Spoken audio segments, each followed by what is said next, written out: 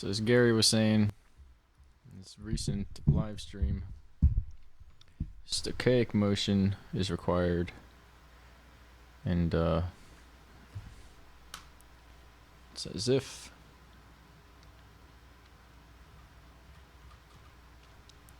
the realm is, upon leaving the realm, it's kind of surrounded by the built-up darkness from the previous age, which might have been replayed over and over again without the necessary stepping down of the energy or stepping up to create that equilibrium. And as a result, there's like an asteroid field, Van Allen belt, dense frozen ice wall radiation barrier separating the souls here from going outside the system. And if you kind of look at it like a gravity well, if souls roll up and if they don't have the required energy, they're just going to come back down. And so then another aspect, or another way of looking at it, is that it's basically like a dense system, a frozen space-time architecture, which means the options, the ways to get out are pretty much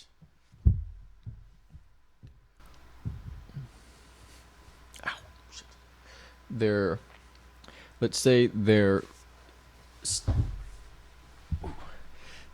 space-time is frozen architecture, so the mechanical or mechanistic pathways that could lead one out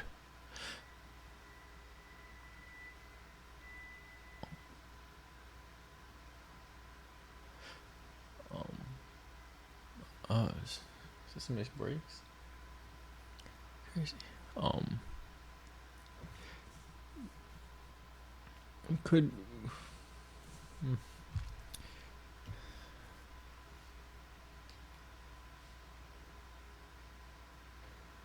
another way to explain it is that the dark psyche energy that has to be processed out was pumped out in large amounts and not cleared out, and that in higher space, or what we would call space, but is a technobio shell surrounding a living organism universe, if you will. Imagine just like a bunch of poop or raw energy kind of sitting there, and so it would attract all types of flies, parasites, bacteria. It would basically foment in itself. That's probably something that's happening.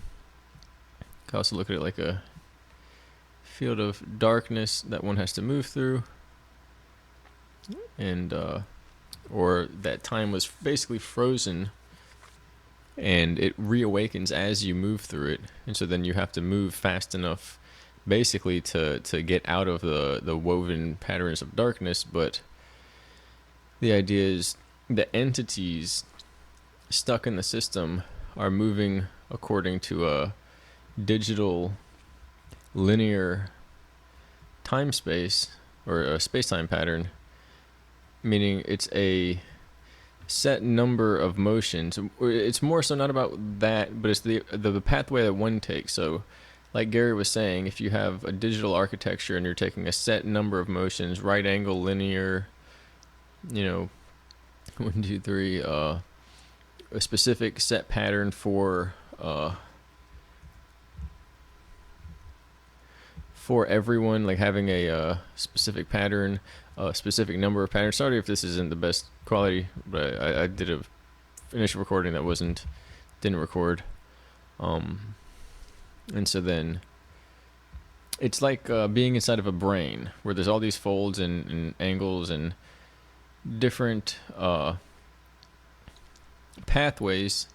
And so then if we use the brain linear method or perspective, and simply in motion, and choosing how we go from point to point, our geometry of motion is as if it'll instantly, something will read our brain, or that's simply how the universe works. It'll map out a space-time trajectory according to our brain, and it will instantly be something that is larger, with a larger spatial variation, if you will, like an auto generation code gone awry, that our human brains and the energy levels that we're accustomed to would never have the capacity to get out. It would be like a limbo the size of the universe, if you will.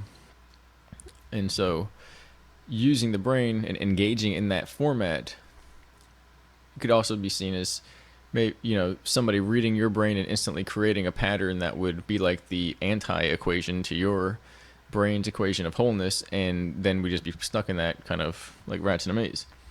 And anyway, because there's all different ways of interpreting it. And so then, as Gary was saying, and those could be, angry spirits or malevolent, or just a frozen digital architecture that basically requires energy to sustain itself and isn't being maintained.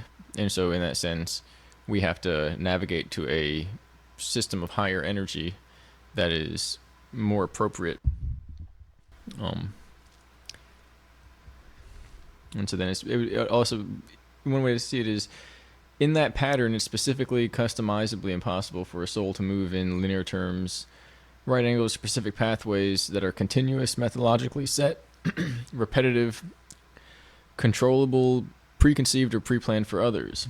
Any formation of expectation of how to exactly do it would instantly create the opposing architecture that could be infinitely varied and extended. It's like a dimensional hamster wheel. And so then the other idea is the stochastic motion moving in curves, okay, or little spins, or like Gary said, like Toth said, moving in a series of curvatures or curves and little curves, is the idea that when that's done from that perspective, if this is theoretically a spirit or energy, or not an energy, but a spirit, above physical system entity at that point in motion, time and space are not dictated, but determined by the vector equilibrium of the motion. So maybe the geometry of the trajectory. And so then if you have a curve, you can scale that up to any, degree, keeping we'll kind of stop there, but keeping the same proportions and not continuity. Like, this is the continuity. It's a fractal self-similarity, self-referential expansion based upon proportionality according to itself, and then a larger system. And so if we base it off of the system that we think we're in perceptually, visually, from what the brain tells us, you just get a big rat's maze the size of the universe. If your spiritual scalar system fully functions, somebody trying to gauge your trajectory would be equally tasked of searching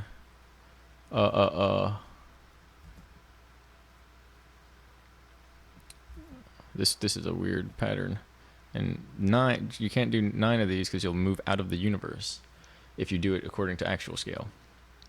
And so then, if something was trying to gauge your system, it's going to be using the system that it's planted in to do it, or at least it's going to have the delineation through that system of anything higher. So it's still going to be limited by that system. So if you can stretch time-space according to your perception, and you can match this out according to what you're doing in an unpredictable manner, the time and space distances that would result would be incalculable by a controlled system, a mechanically controlled system. You'd have to be more intuitive. And so then that was some of what I just now remembered from the few minutes ago. I'm pretty tired. I think that's about it. I'm kind of like blanking out here. Okay, well then the last thing was, I think it was about where you would go in terms of how you would get there. and if you could get there, and it's almost infinite places to go. I can't remember how I drew it last time. In that, okay,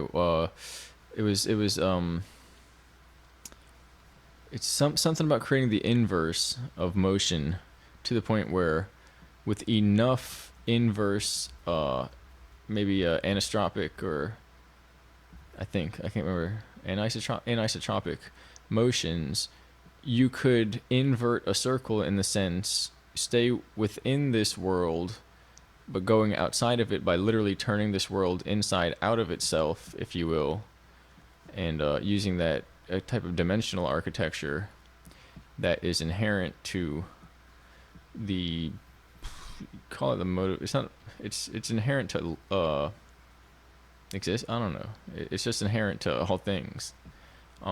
In the essence, and then from there you could theoretically do other things and do it again and so on. You can get out of space without going past it, but that's part of what I wanted to say. I don't know.